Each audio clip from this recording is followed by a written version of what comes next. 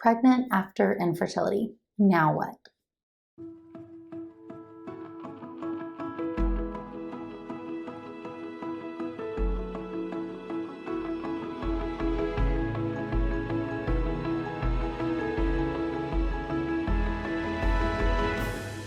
Natalie Crawford, and today I want to talk to you about a topic I get asked all the time, and I've personally been there myself. What should you do? What should you know when you're pregnant after going through infertility? I am a fertility doctor. I am a board certified in OBGYN and REI. If you want to learn more about your fertility in your body, please subscribe to the channel and stick around. Today, this video is being released on International Women's Day. This day is important as we celebrate women everywhere, and one thing I want to talk about is the what comes next. Personally, I'll tell you part of my story. I waited to get pregnant until I was at the end of residency, the beginning of fellowship. I knew that OBGYN residency was really time consuming and I wasn't quite ready in the early stages to be a mom. So I was on birth control pills for years and years, which was great for me because I really did not want to be pregnant. Then when we started trying to get pregnant, one, I realized how little I knew about that process, even though I was an OBGYN. And two, when we started trying and not having success and then having miscarriages, I became very fearful and anxious about being pregnant. And so my story is my first 3 pregnancies ended in miscarriage. One of my most traumatic ones was when I was working as a chief resident on L&D. That means you're a senior level resident, you're in charge, you're the one deciding who needs a C-section, who needs an intervention. And I started miscarrying in the bathroom on L&D, had to carry on my shift, helping other people have babies while I was losing my own. And that was a really hard time for me.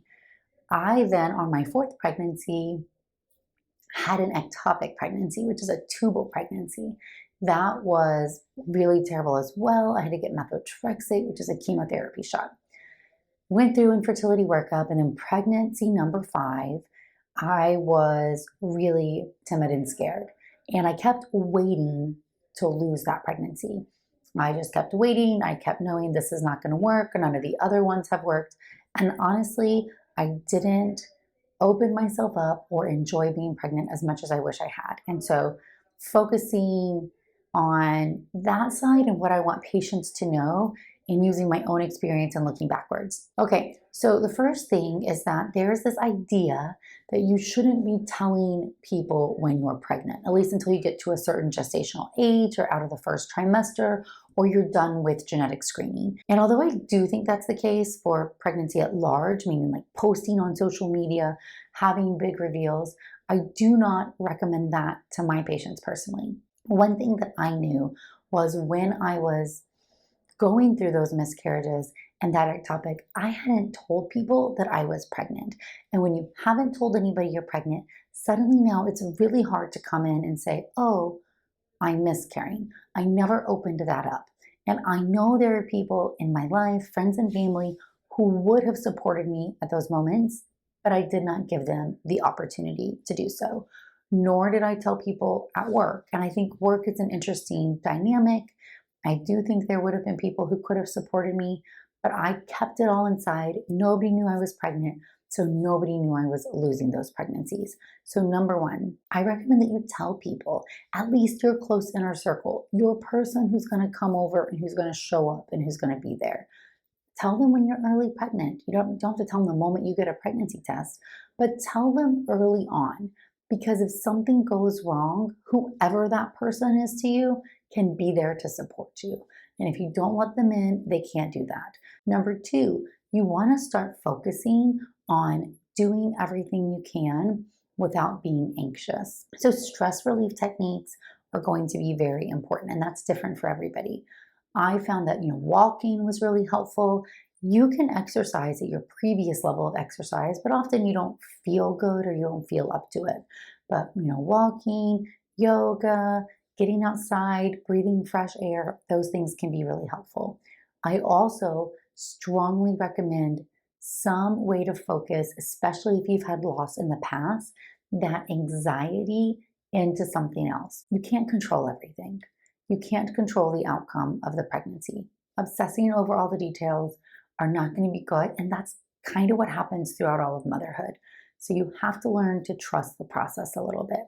I found a lot of peace in journaling, just kind of acknowledging those feelings and getting them out. And that was very helpful during some of those moments where I truly was fearful or scared. I also found education helpful. So trying to learn more, I loved some of the websites that told you what stage the baby was at, what was developing, gave little milestones. From there, you want to start looking at what can you do that's going to be good for the baby. So let's shift our mind from I have infertility, I've had losses, this isn't going to work, to okay, if we're optimistic and it's going to work, how do we prepare ourselves the best? So as I already said, number one, exercise. Preparing your body for the changing that's coming. Your ligaments are going to loosen with that relaxin and progesterone. You're going to lose your balance. And so it's staying fit, whether it's strength training and cardio. I like both for my pregnancy patients. That's going to help you adjust to the changes of your body and tolerate, labor and delivery, whether that's a vaginal or a C-section. Foods. The foods you eat are really important. One thing we've started to learn more about is something called epigenetics. And not to scare anybody, but to empower you. Your baby gets a genetic code from the egg and the sperm source. And your body, your environment is what is determining what genes are turned on and what genes are turned off. Meaning how stressed you are, the toxins you're exposed to, the foods you eat, your metabolic conditions. These things actually matter for the genetic determination of your baby's life. So what you want to be doing is eating tons of foods that are high in fruits, vegetables, whole grains. You want to be trying to avoid, processed foods or, really heavily processed meats like those bacons and sausages and things that can be a carcinogen. You want to be avoiding sweets all the time, trying to keep your blood sugar in a normal range. If you've had PCOS, gestational diabetes in the past, any elevated sugars, you want to talk to your doctor really early to see if you should be on any medications for that. And you want to be avoiding toxins.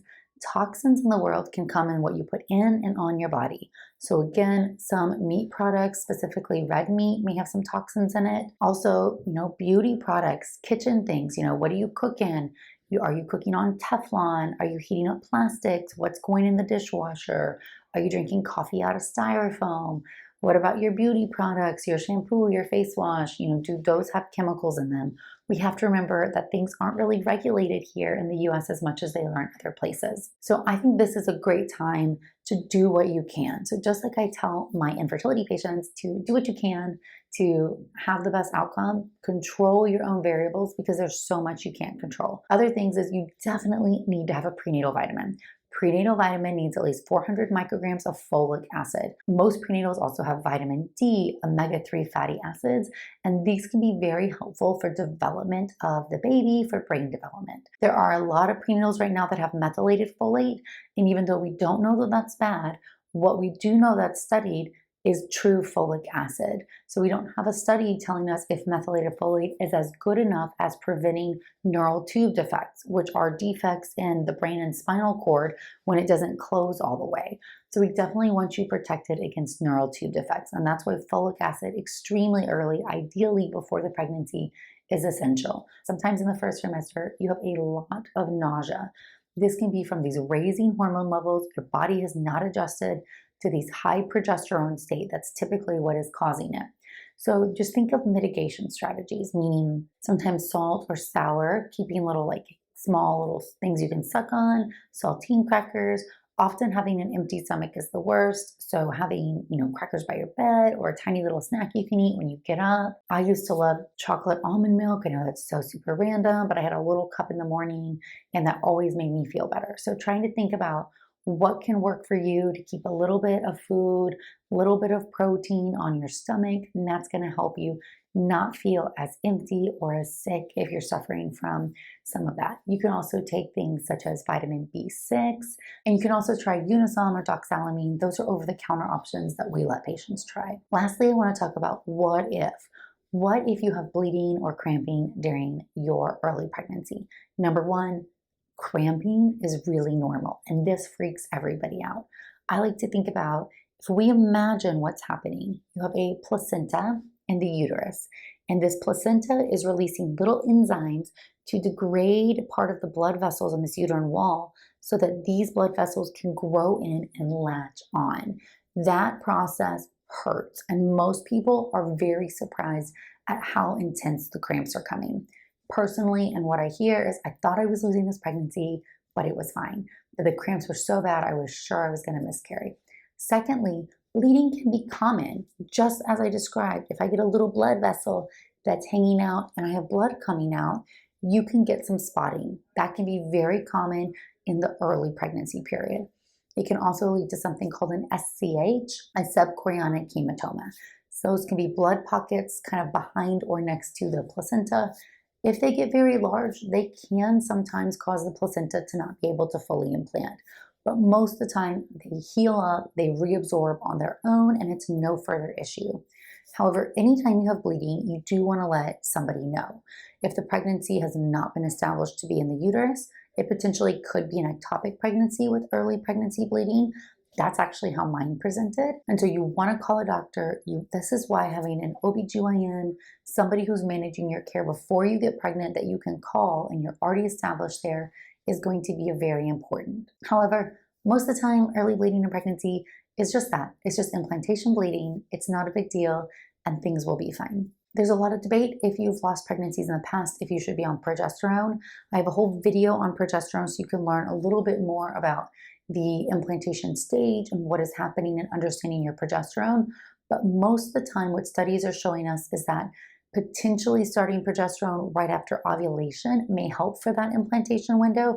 But once you're pregnant, if you have low progesterone levels, that is likely the body's way of signaling that this pregnancy is not going to make it and is not really going to last, because the pregnancy is making HCG, and that is stimulating progesterone production from that corpus luteum until the placenta is fully implanted around 9 to 10 weeks.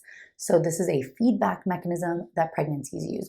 But that video will go more into what is exactly happening at implantation.